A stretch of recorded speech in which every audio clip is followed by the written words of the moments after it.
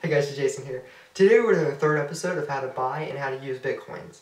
In the previous episodes, I showed you guys how to take money from your bank account or your checking or savings account and to transfer that to DAWA and get the money to your DAWA account after the 3 to 5 day waiting period, and then take the money from DAWA and send it to Mt. Gox.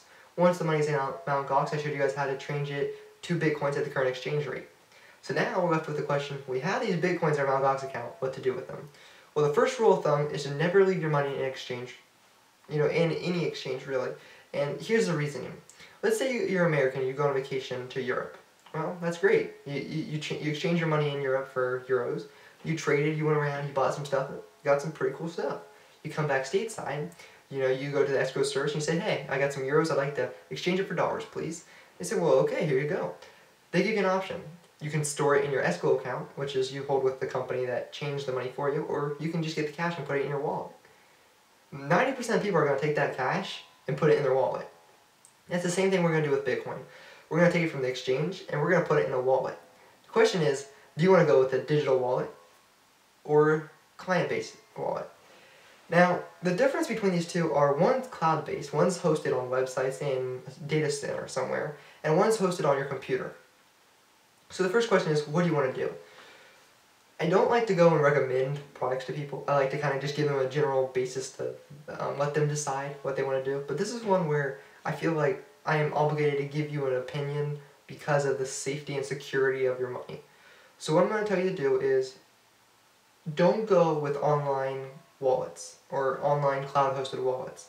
And there's reason behind this. There have been multiple frauds in the system. I'm not saying the ones out there right now are fraudulent. I'm not saying the ones that will come up are going to be fraudulent. I'm just saying we have to keep a very watchful eye on what's going on. To give a little bit of insight, there used to be a website called My BitCoin. It was a very, very large cloud-based wallet.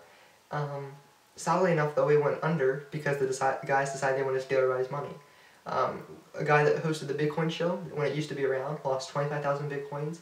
Some of the top leaders in Bitcoin lost large amounts of money.